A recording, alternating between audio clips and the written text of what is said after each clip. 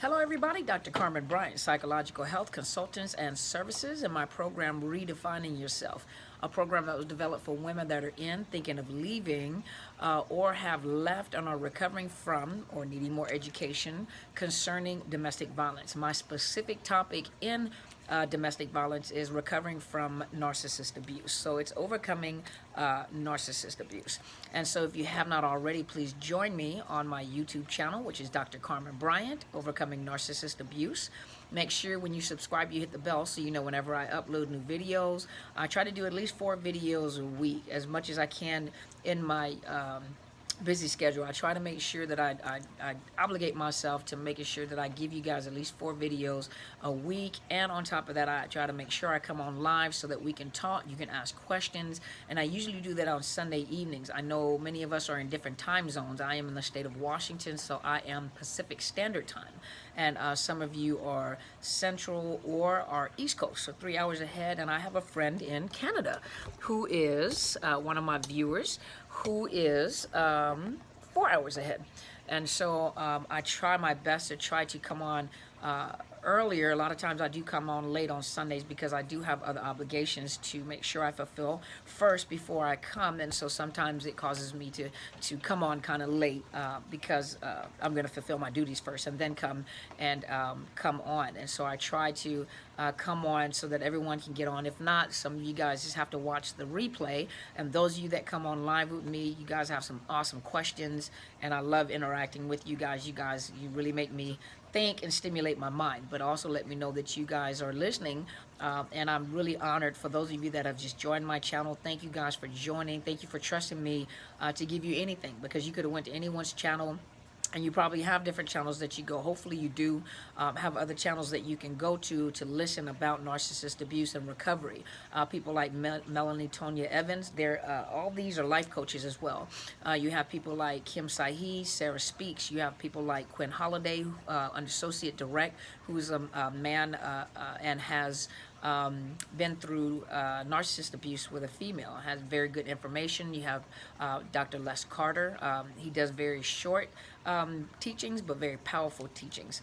Also, you have one of my favorites, who is Angie Atkinson. She's really good and colorful. I really like her.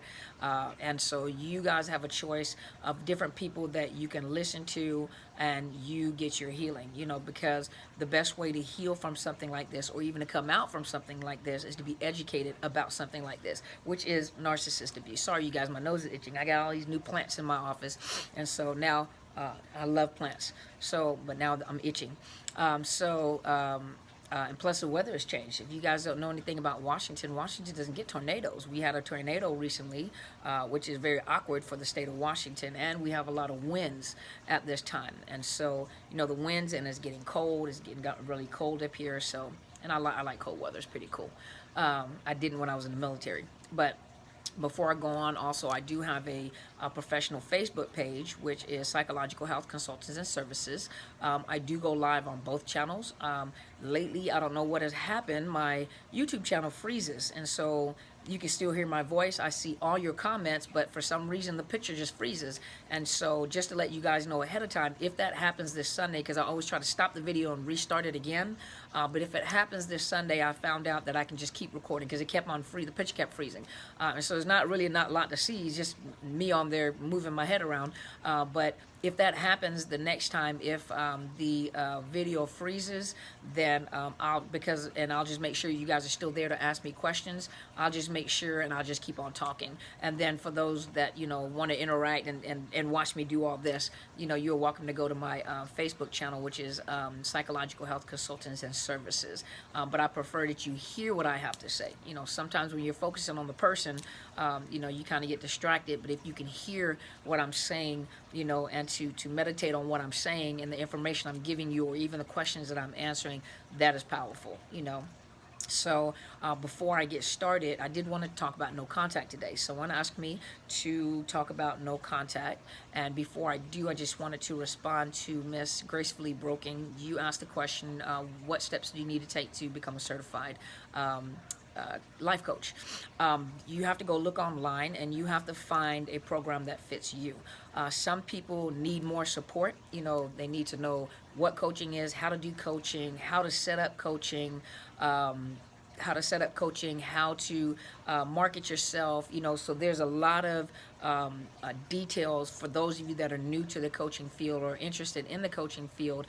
A lot of people sometimes need more support because you need to know how to do it. Now, me, on the other hand, the way that I did it, first of all, as some of you know, I served in the United States Army, and I left as a senior ranking non-commissioned officer. So for the military and those people that have been in military branches of service and have made it through the ranks of leadership, whether it's on the commissioned side of the house as an officer or non-commissioned officer side of the house, especially for me as a former non-commissioned officer, they spent hundreds and thousands of dollars on training you how to be leaders and coach soldiers. Well, at the time, the term wasn't coaching. Now the term is coaching, but when I went back and looked at coaching and spoke to another coach who was also an officer in the Army, this is something that we have done for years. This is something we have been trained to do. I know the terminology has changed a little bit in the Army, but we went through the primary leadership course, went through basic leadership course, you had advanced leadership course, you had first sergeant course, you had sergeant major academy, anything from 3 months, 1 month, 3 months to 6, 9 to year-long training. And on top of that, when you enter into the leadership field, now you become a mentor or basically a professional coach and often a life coach to soldiers and to help them maneuver through their career. We would do what is called monthly counseling. Monthly counseling basically was kind of a we would tell them, the things to sustain and things to improve and provide them with resources and mentor them into leadership. And as they're moving into leadership, we begin to mentor them on how to be leaders by letting them shadow us and most of these are our soldiers that we have, anywhere from 5 soldiers within a section to hundreds of soldiers at one point in time.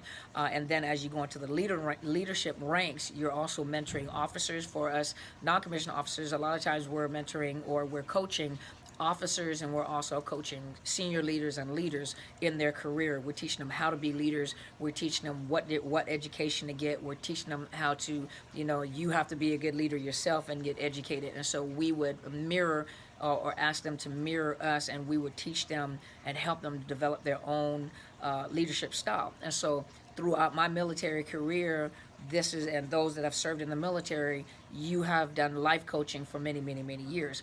The other thing as well, Ms. Gracefully Broken, is the fact that I'm also a licensed clinical therapist. I am a mental health professional, and so I spent years going to school, actually from 1996 to probably 2013.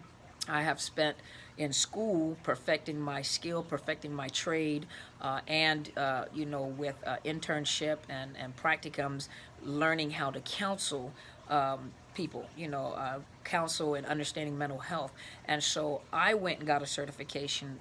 The only reason why I got a certification, sometimes most people don't want to work with anyone that's not certified, but I cannot provide counseling across state lines. And so I wanted to make sure that there was a clear perspective for me to understand the difference between counseling and coaching. And what I discovered when I went to the classes, most of the stuff that I was being taught is stuff that I was trained to do in the military in the first place. It's just that you have to find your niche. What is your niche? Or your niche? Is it niche? Niche?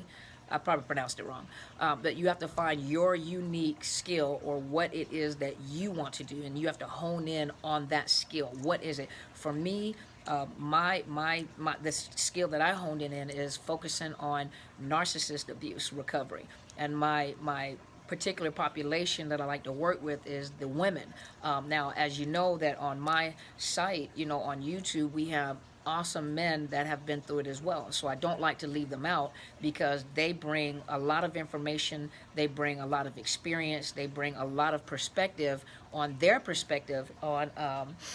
their abuse with a female, which really adds to our repertoire. And much of what I say also, is descriptive of a female narcissist. So many of them are able to apply it and add to what we may not know. Because remember, we're looking at a female perspective, but they provide us with a different perspective. And so I chose to have that, that particular skill set, and that is what I hone in on for myself. And so you have to pick out what is it that you're wanting to be a coach for. What is the purpose of your coaching? And you just have to go online and you have to find what fits you.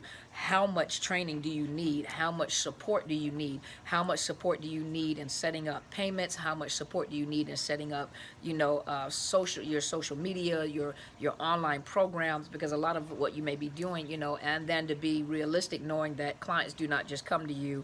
All of a sudden you become a coach, and then all of a sudden you just have this long list of clientele. The difference between me and probably you starting off is that I have a full-time private practice, and so I have clients that come in all the time. That's why my schedule is normally full. So to create my coaching program, which to put it online means that I'll probably have to scale back on some of my face-to-face clients that come into my office in order to be able to come on, maybe Skype, maybe FaceTime, or maybe through webinar to do one-on-one coaching with people as of like payments, and I have an accountant that's set up. So me doing that, really it's a matter for me is a matter of setting it up where I'm doing it online versus being in my office. I have an accountant, and I have an office, and I have the computer system, so I can cross the line. So really, Miss Gracefully Broken, you have to determine how much training do you need, how much understanding do you need about coaching, develop your style, develop your skill. And there are programs out there that also help you to develop, how to set up your payments, how to set up, clientele, how to set up, how are you going to do it, your intake forms, your confidentiality forms, your informational forms. And a lot of that I have in my office because I've created it for my own clients. So I have to curtail it for coaching clients, because coaching and counseling is two totally different things. So hopefully I've answered that. I really don't know exactly who to point you to, but if you go online and you put on coaching certification or certification in life coaching, or there's relationship coaching, there's nutritional coaching, there's all sorts of coaching, you have to figure out, and you have to kind of read over them. You can contact the academies or the schools and find out exactly, their payment plans, how much, and some of them are pretty expensive, and so for me, I did go get the certification, but I got just the basic training on making sure I understand the difference between coaching and counseling, because my heart is that of a counselor, and so I have to make sure that even when I deal with people, they understand that I can't provide counseling, but I have the heart of a counselor. That's what I do, and that's where my heart is at. And to coach does not mean that I provide counseling. I have to provide resources. So now you have to determine your skill set and where you want to, where you would like to get the education from. So having said that, let's go into our topic for today. Hopefully that helped, Miss Gracefully Broken. Let's go into our topic today. So today's topic is no contact. People have asked about no contact. What does it mean to go no contact with a narcissist? Okay, first of all, let's look and see what the legal, the no contact, like a no contact order, for example, the law and legal definition.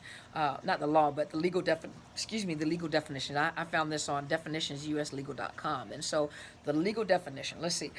Oh, excuse me, you guys. So a no contact order. Let's just look at the no contact order. Is it prohibits direct or indirect physical, verbal, and or written contact with another individual or group. Such orders are most commonly associated with family or household violence, stalking, or sex offenses. No contact orders are primarily governed by state laws, which vary by state to state.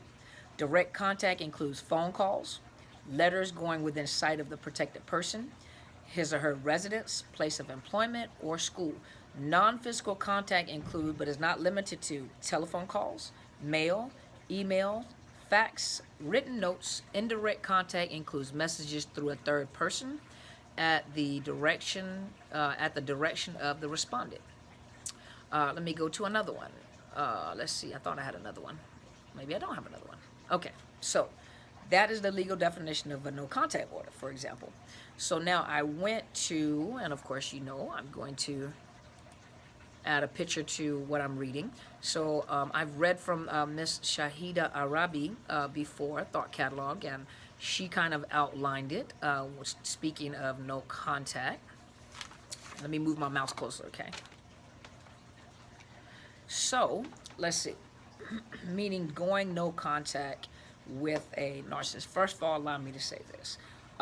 Those of you that have been and have realized that you are in a relationship with a narcissist, you love and hate the person at the same time.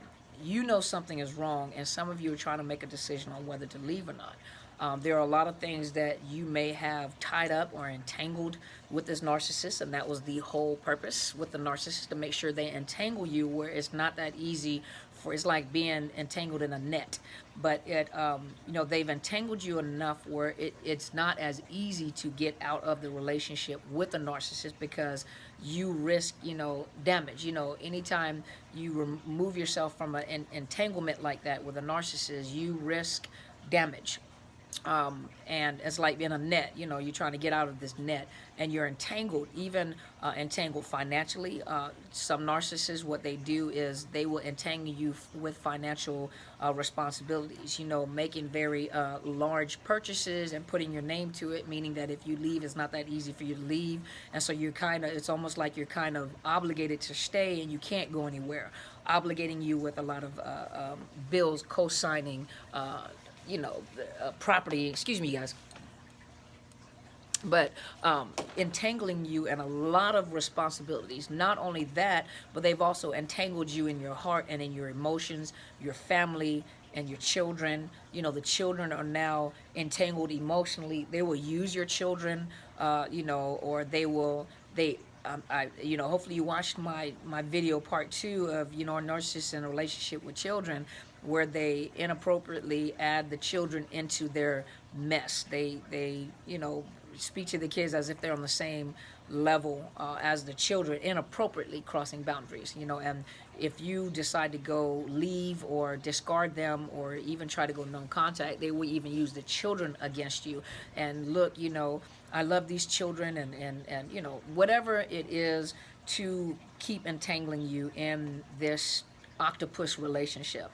Most of you hearts are broken because you realize that you are in a relationship with a narcissist, and to find out that a narcissist does not have the capacity to feel compassion or even love you the way you deserve to be loved. And so it makes it complicated, number one, when you have been discarded, to look back and think, I can't believe that I've invested so much time, so much energy, so much of my love, so much of my life, so much of my finances.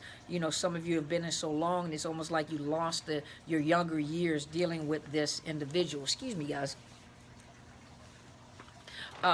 But you've invested so much of your time and energy, and some of you have invested a lot of your youth in a relationship that wasn't even real, in a relationship where this person only wanted something from you. You never wanted to believe it. It was probably a thought in the back of your head.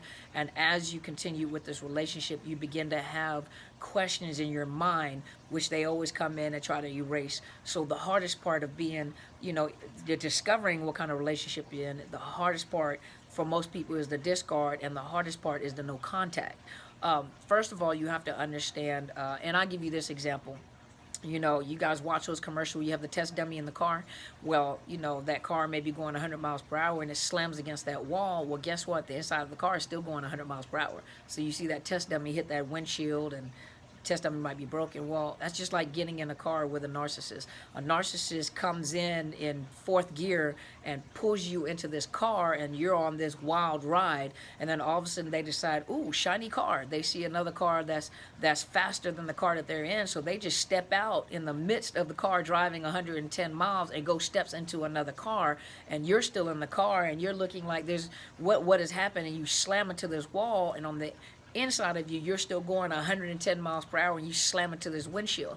Well, guess what? There is some fatalities, and there is some collateral damage that goes along with it. You get out the car, you may have a broken neck, broken bones, your life, you can't talk, punctured lungs, whatever. There's a lot of damage from that accident. Well, that's the exact same way with a narcissist. There is collateral damage being involved with a narcissist. Some of you very innocently, you didn't know.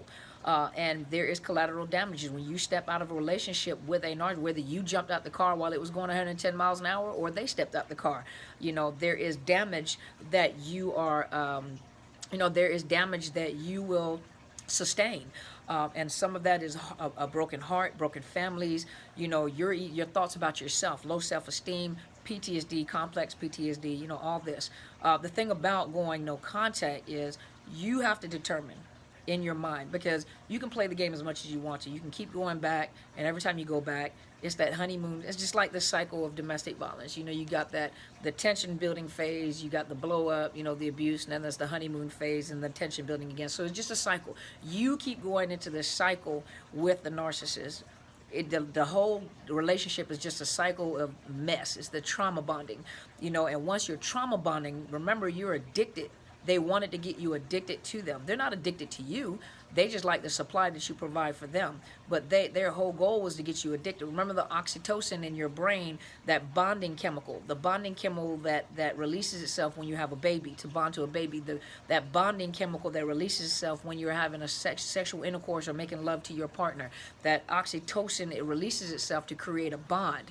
And so that same oxytocin is working when that narcissist is bonding you to him or her, and you're bonded, but trauma bonded, meaning that they have taken information that you have and that you've given to them, and you're vulnerable, and they use that information to hold against you to make sure they maintain control. And so they stop giving you love, they stop giving you attention in order to make you comply, and then they reward you with attention, conversation. Okay, so now you are addicted to this individual. You are addicted to a person. Well, breaking anybody that has ever been addicted, you break an addiction, you're going to have withdrawals. The withdrawals can be so painful that you can physically feel it in your body.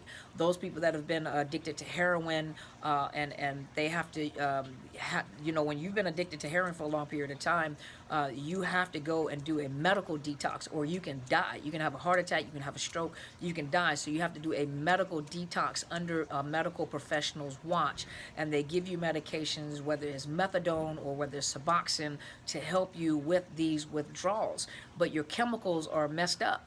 Some messed up for many years, but forever you have to maintain sobriety, and you have to be very, very cautious of taking yourself out of an environment that will cause you to be triggered to try to relapse back into that addiction. Well, that's the same way with a narcissist. You have to always, when you are hurting that bad, you tend to forget the painful reasons as to why you left the relationship or why they left, and you're relieved. And when you start being depleted, those chemicals are depleted, where you don't have that feel good sensation anymore. You're looking for that fix. You're looking for the narc fix. And these are these chemical reactions, or these withdrawal symptoms. You're trying to fill yourself up back at the expense of even being abused, because you are addicted to the narcissist. That was the whole point. When you go no contact means no contact. Delete them out of your telephone, or block their phone number, block them from social medias. You don't talk to them. They like to hoover. So a lot of times no contact is like taking the fuel out of them suddenly, like they slamming into the wall whenever they're going high speeds in the car. You've jumped out the car, now they're in the car slams into the wall, and they're still going 100 miles per hour inside the car, and they slam their head. They can't handle no contact because the fuel has been taken away too. It's like taking an oxygen mask off of your face underwater. Now they're gasping for air, and they're looking for a source of oxygen. So going no contact, that's what happens. And so they will frantically try to reconnect with you any way they possibly can, through stalking, through Facebook, through flying monkeys, through family friends, and they know that you watch social media. When you go no contact, that means you don't talk to them. You block them off of your phone. You take them off of social media. That means you may even have to block family, friends, people that are close, because they'll use anyone around you to try to tap back in and hoover you. They'll try to be in the local area. They'll try to ride by to let you see them. They try to show up in the place, all of a sudden you two show up in the same place, the coffee shop, the places that they know that you like. They come by, they make sure that you see them, all to trigger you again, all to get these emotions revved up. So I was going to read something here, and it says here, you have to cut the ties. By cutting the ties, meaning that you're cutting the ties. You're cutting the ties. To get out of a relationship with a narcissist means that you're coming back. You're slowly starting to heal and come back to your right mind.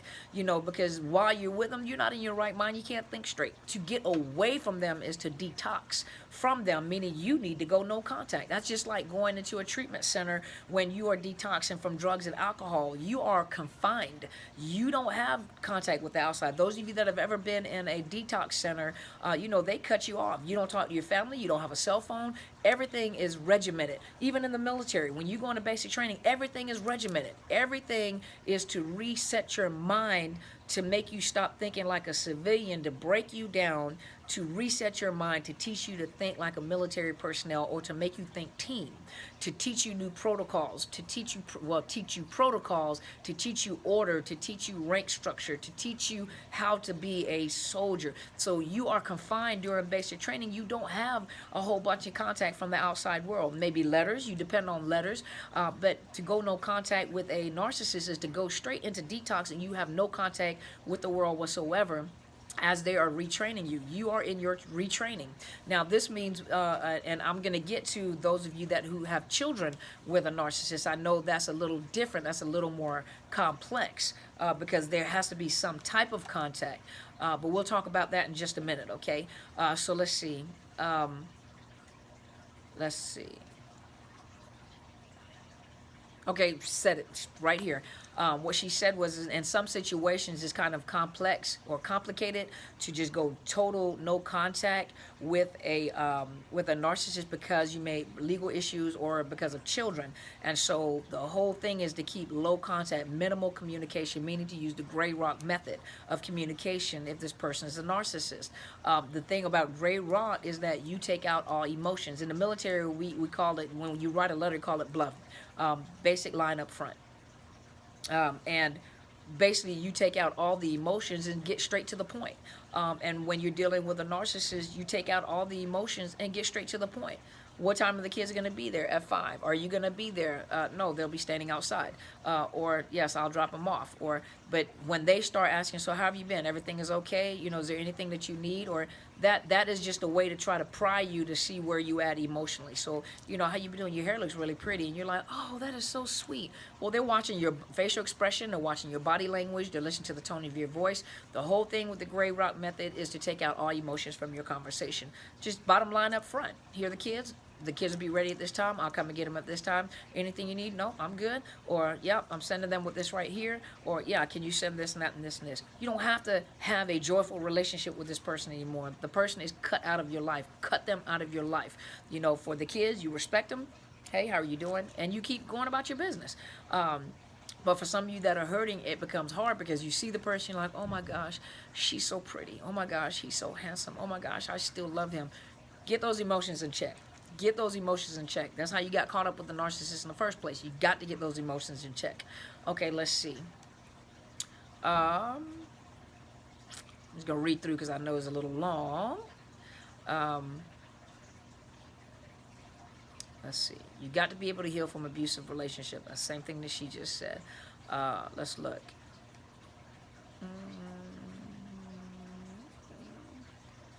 Do you remember that they may stalk you or harass you, or they may, you may as well just be prepared for it. They will smear campaign you. They'll smear campaign you with their friends, their family, and they're expecting, they're going to make you look bad because they're trying to keep from making themselves look bad. But really, they're making themselves look bad at the stuff that they say. Just don't say anything at all. You don't have to defend yourself. You don't have to prove yourself.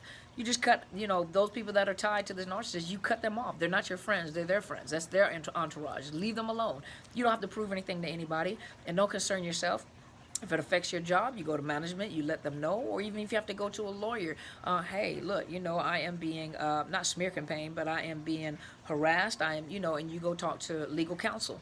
Let's see. Okay. So here she says, if no contact is a struggle for you, there are many ways to ensure that you stick to it. Make sure you have a weekly schedule fulfilled with pleasurable, distracting activities. Find something to do with your time. Because a lot of the time that they occupied, now that time is blank and empty. So you have to go find, Miss Rahel says she went and took herself on a date. Go, girl. Take yourself on a date. Go find those places that narcissist used to fulfill your time and used to be there. You know, you get up in the morning, they were there for breakfast, whatever. You know, now you are having to restructure your life and live your life narc free. And so you have to find things to distract you, find things to do. You know, take yourself out to the movie, take yourself out to eat, go shopping. You know, don't become compulsive with it. You now have to find things to preoccupy your time. You want to go to the gym and lose weight? Go to the gym, go join a gym.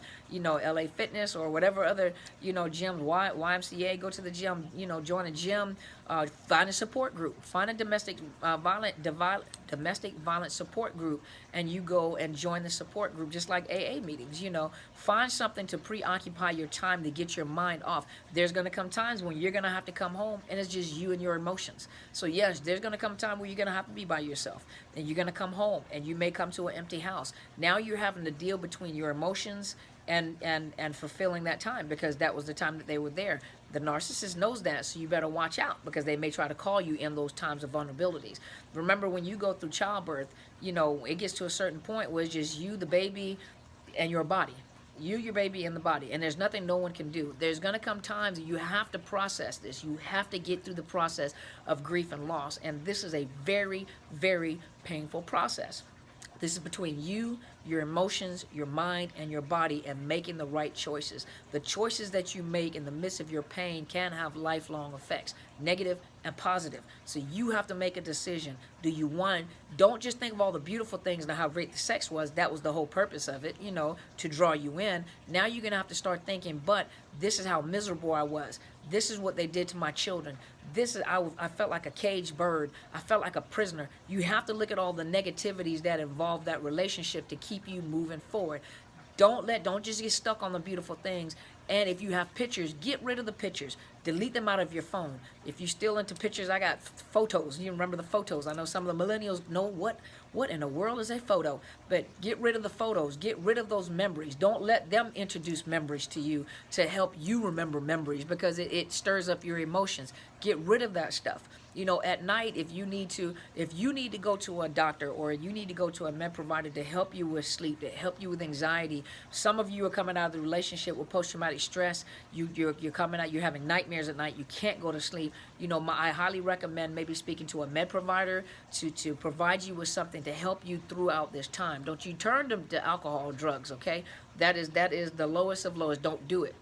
But if you need to go seek a med provider or a therapist to get you some medication prescribed, and a lot of times when people have, you know, I have met people that have been through tragic losses, accidents, and loss of a child, where they do need medications to help them through the process of this grief and loss process, where you're no different. If you need to go talk to someone, I can't sleep at night, where you need to get some sleep aid or something, you know, but learn to relax. Take a bubble bath, drink some chamomile tea, put some music on, some relaxing, maybe instrumental piano music or something to relax you at night, to change your atmosphere, to change the way that you think, to relax you, okay?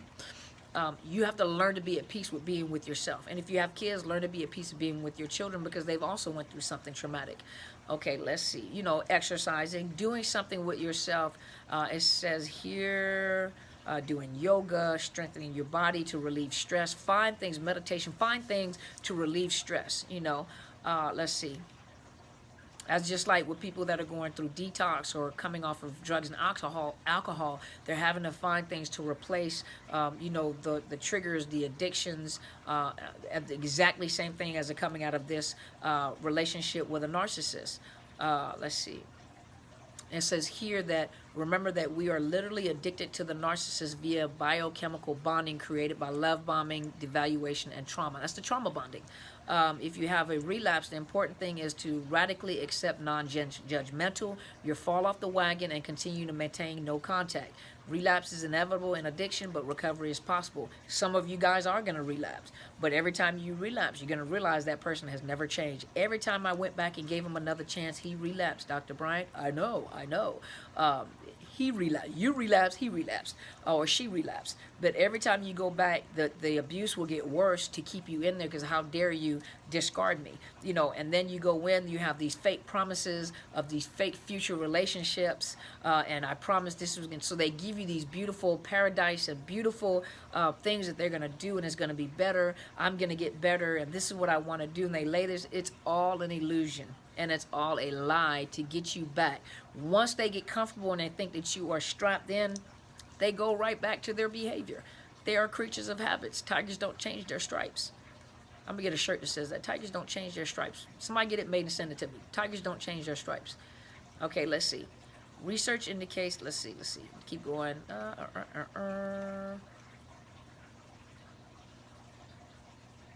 Another thing that she said, which I just said, was do not resist your grief during this process, because you will have to face it at some point.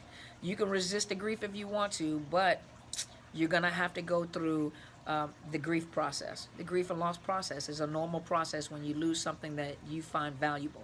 The longer the time away from this person, the more you're able to look back and realize that you didn't lose anything, but you gained a lot. Peace of mind, self-esteem, you know. So what you think you've lost, you actually have not lost. That for you is a gain, whether they left or you left. Let's see.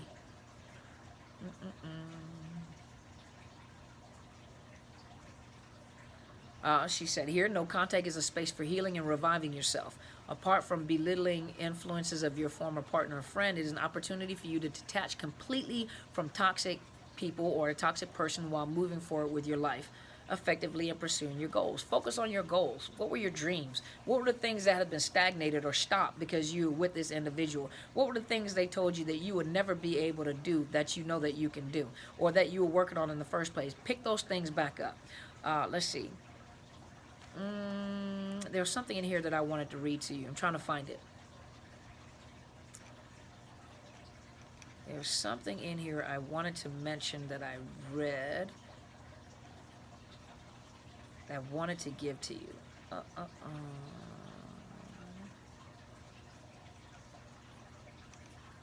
And I can't find it.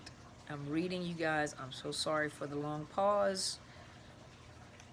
It does say laughter is a natural stress reliever. I like to crack jokes. I told you guys, I'll laugh when no one else is laughing. People will start laughing at me laughing, because I will laugh at my own jokes. I think I'm funny to myself. So you have to find some humor, and people around me will laugh just because I'm laughing. And my joke could have been stale to them, but to me it was funny. And here it was really funny before it came out. So I laugh at my own self. I crack me up sometimes. Okay, let's see. Here it is. Unfortunately, the narcissist harem or fan club. Let me go further up. Hold on. Okay. She says she understands you may have established great friendships with these people. Okay, let me go up even further. She also highly recommends cutting contact with friends of the abusive ex-partner or the narcissist, if possible, as well as also removing them from your social media sites. Understandably so, you have established great friendships with these people during the course of your relationship. But if you did date a narcissist or a sociopath or a narcissistic sociopath, psychopath, he or she may have likely staged a smear campaign against you already without you knowing with those individuals, and you will not get any validation or support from these people at all. Because remember, they're their friends. They came into your life because of them. Unfortunately, the narcissist harem or fan club is ultimately convinced by the illusion and false self of charming manipulator. Think of your ex-partner's friends or family more like narcissistic supply, sources of attention, praise, and resources, as being kept in a perpetual idealization phase with no discard. They are not likely to believe your accounts of the abuse, and may even be used by the narcissist or the sociopath or narcissistic sociopath psychopath to hoover, triangulate, trigger, or manipulate you in some way. It's best to cut ties with them completely and create your own support network that is separate from the abuser. And I said this in another video. Unfortunately so, when you guys, that's just like a drug addict. They teach a drug addict in order to prevent relapse. You know, relapse prevention means that you have to cut off the people that have been an enabler for you. It means you have to change your friends, you have to change your social setting, you have to change the way that you party, the way that you go out, where you go. I was a former smoker. I know bad therapist. I smoked for many, many years. I smoked from the age of 19 probably to the age of 34. So I think I want to say maybe 19 years. I don't know. I'm not counting my fingers. But so I smoked for a very, very, very long time. It took me more than one time to stop smoking. The first time I did it, I went to a smoking cessation class. And I don't even think I went to the class. I'm not sure if I went to the class. Oh, I did. I went to a smoking cessation class. And in the smoking cessation class, okay, I take it back. I didn't go to a smoking cessation class. I went and spoke to a doctor, and they gave me nicotine gum and patches. Nicotine gum and patches, and they talk to you a little bit. They give you information on stopping smoking and all that good stuff. Well, I stopped smoking, and then 9/11 happened, and I was in the military. I was getting off American airline, and I got off the airline, and I was on my way home, and then all this stuff was happening at the time that I was on my way home from travel, professional travel, and what ended up happening was because I guess because of the high intensity and because we were on alert and preparing to deploy, and I was on my way to Korea at the time and had to pick up my tickets on 9/12. I remember that. And the tickets I had to pick up was American airline tickets to go to Korea. So nerves were everywhere. So I just started smoking again because I didn't have any coping skills at the time. The second time was a few years later, where I actually went to smoke cessation classes, and I began to be educated on what nicotine does to the human body. And once you stop smoking, like what the lungs look like, what happens to your body, your breathing, your sense of smell. And at that particular time, a lot of my sense of taste was not there. And I did have kind of problems a little bit with my sense of smell. I couldn't smell as good, and my taste buds were not that, I really couldn't taste that well either.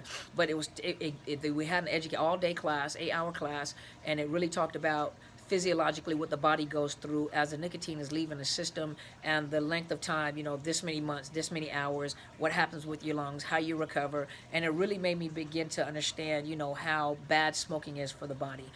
They did put me on Wellbutrin, which is a common medication used for people that are going through smoke cessation. I know now they use Chantix and other stuff, but at the time it was Wellbutrin to help you with the cravings, so that you didn't have the anxiety related to the nicotine leaving your system, and you wouldn't have those anxious cravings. And so it calmed me down where I couldn't feel the cravings, where I could pick a date to stop smoking, and I wouldn't have the anxiety related to not smoking, not having coping skills, not being able to handle stress.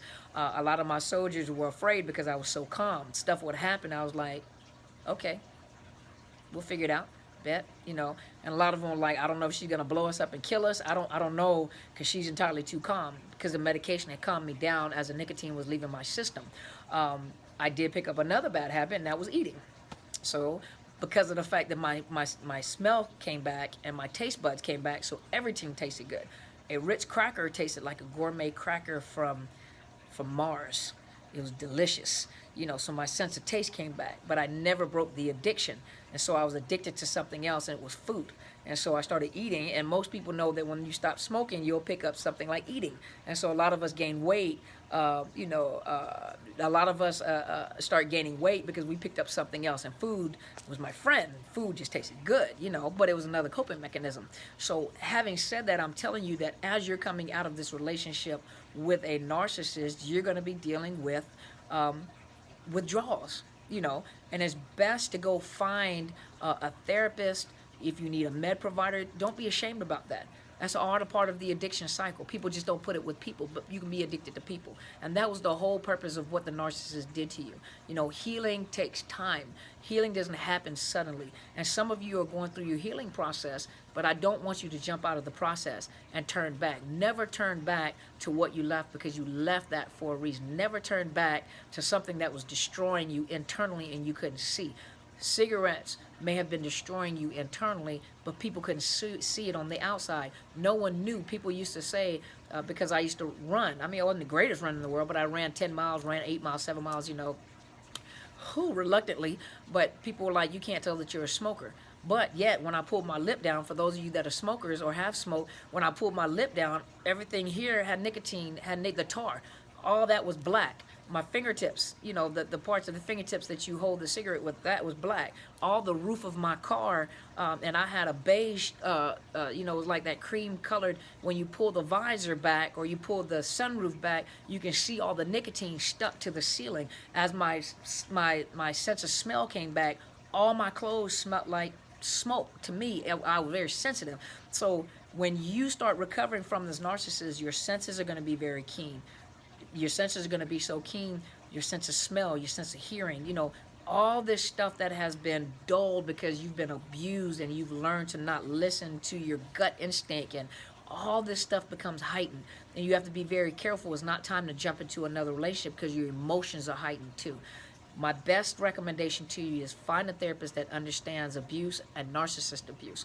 And if you need a med provider for this time, just to help you cope, find it. Don't be ashamed. Find it. Get you help, okay?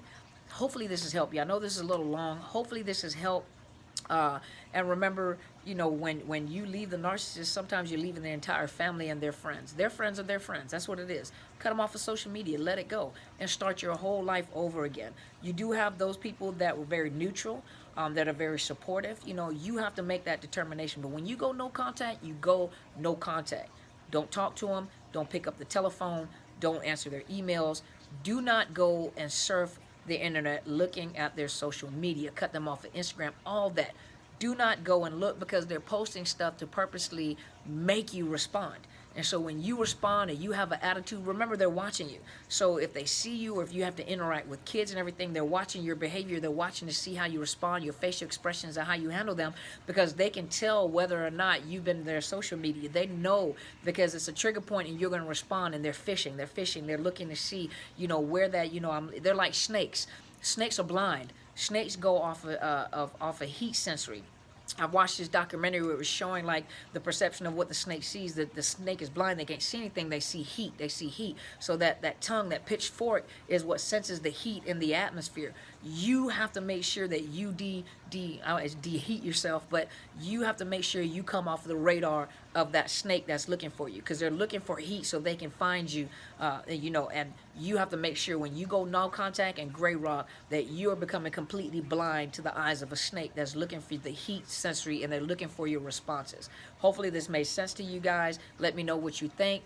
Put your comments in the blog. Let me know if this has helped you concerning no contact. I can't recall because I don't have my email up to respond to see who it was that asked me to do one on no contact. But hopefully this has answered some of your questions. I know it's hard. Ladies, gentlemen, hang in there. You're going to be able to do it. I'm not just a life coach, but I'm your greatest cheerleader, and I can cheer you through there. It can happen for you. I promise it can happen for you. You just have to go through the process. You have to go through the process. For those ladies that have been through labor and had a child, you went through the process and you delivered a beautiful baby, but you went through the process. It was an excruciating, I think I told someone the other day, when I had my last child, that was a 10-pound baby. That was a big old giant baby. Now I'm 5'8.5", but a 10-pound baby, that was a big old baby.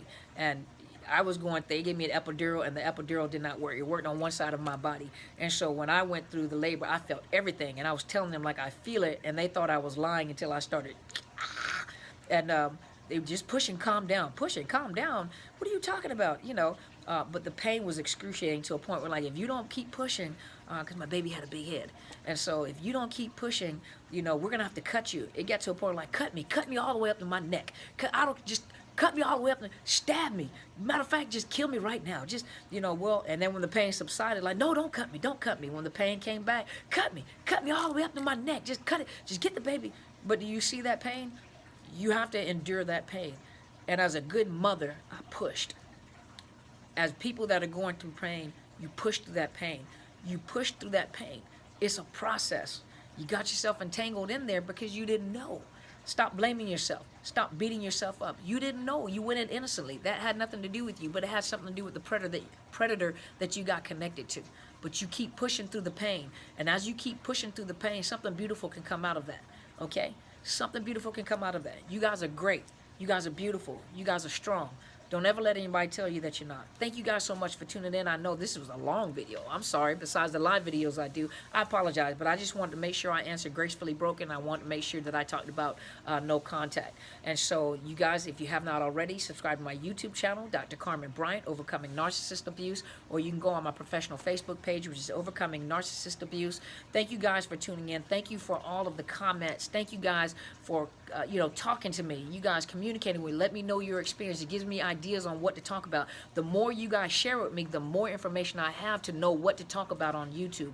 Thank you guys so much. I thank you. Make sure you hit the bell too on the YouTube channel so you'll know whenever I post new videos and you'll know when I go live. Hey, you guys have an awesome weekend. I will be back on Sunday. Hopefully it won't be super late so that you guys on the East Coast and in Canada, Miss Rahel in Canada, you guys can tune in because I know that is usually the beginning of the next, the work week. So some of you guys are trying to get your Z's because you're old folks.